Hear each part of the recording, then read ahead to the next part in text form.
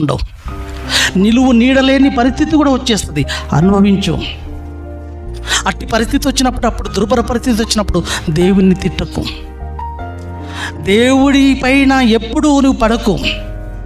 అటువంటి పరిస్థితులు వచ్చేస్తే దేవా, ఒక్కసారి దేవుడిని పాదాల దగ్గర మొరపెట్టి, దేవా ఈ బ్రతుకును, ఈ కష్టాల కడిలలో నేను ఎలా బయటపడి ఎలా ఈ జీవితాన్ని ముందుకు నడిపించుకోవాలో, దీని నుంచి నేను ఎలా జయించాలో, ఇంకా ఈ ఇబ్బందుల నుంచి నేను ఎలా గట్టెక్కాలో, లేదా ఇంకా కష్టాలు ఒకవేళ వచ్చేస్తే అవి ఎలా అధిగమించాలో నాకు కృప చేయండి తండ్రి అని ఆ తండ్రిని వేడుకోవాలి తప్ప ఇవి తీసేయని అనకూడదండి. ఇవి తీసేయి అనకూడదు. సుఖ దుఃఖాలు అనేవి రెండు చక్రాలు లాంటివి. దాంట్లో ఏదో ఒకటి లేకపోయినా బ్రతుకు బండి అనేది సాగదు ముందుకు. ప్రేమైన దేవుని వల్ల ఈ రెండు వస్తుంటాయి మన బ్రతుకులో.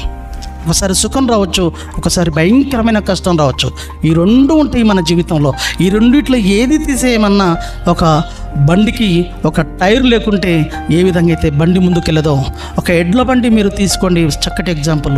ఆ బండికి ఒక చక్రం లేకపోతే ఎలా ముందుకు సాగదో, ఈ రెండు చక్రాలు లాంటివి సుఖ దుఃఖాలు అనేటివి.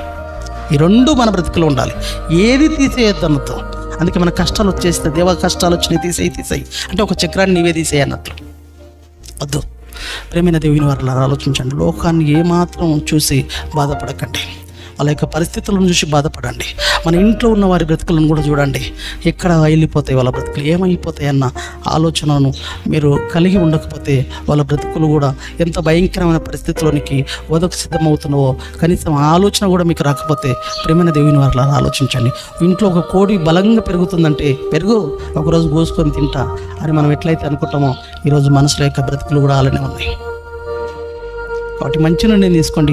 మంచి ఆలోచనలతో మనం ఎప్పుడు కూడా, ఏ రోజు కూడా మనం దేవుని యొక్క మాటలను పెడచెవిన పెట్టి, దేవుని యొక్క ఆలోచనలను ఇలా మన బ్రతుకులో దూరం చేస్తూ, దేవుడు పట్టించుకోడు, ఏం చేసుకున్నా పర్వాలేదు, ఎలా బ్రతికినా పర్వాలేదు అన్న ఆలోచనలోనికి వెళ్ళొద్దండి. దేవుడి కోసం ఉన్నతంగా బ్రతకండి. దేవుడు ఏం కోరాడో, ఏం కోరుకున్నాడో, ఎలా ఉండమన్నాడో, ఎలా ముందుకు మన జీవితాలు కొనసాగించుకోమన్నాడో అలాంటి ఉన్నతంగా దేవుని కోసం ఎన్నో కార్యక్రమాలు, ఎన్నో మన బ్రతుకులో చేయవలసిన కార్యక్రమాలు ఇంకా ఎన్నో ఉన్నాయి. అందుకే ఈ అవకాశాలు వస్తున్నాయంటే మనం ఇంకా దేవుని కోసం చేయవలసిన కార్యక్రమాలు, ఇంకా మనలో లోటుపాట్లు సరి చేసుకోవాలన్న ఒక ఆలోచనలతో ఈ అవకాశం, ఈరోజు దినము కూడా మనకు ఇవ్వబడ్డదన్న సంగతి మర్చిపోకూడదు. ప్రతి దినము వెనకాల ఒక సంగతి, ఒక ప్రణాళిక, ఒక సంకల్పం, దేవుడి యొక్క ఆలోచనలు ఉన్నాయన్న సంగతి నువ్వు గుర్తిరగకపోతే అది నీ కోసం ఆ దినాన్ని ఉపయోగించుకుంటావు. అది ఆ దినం నీకు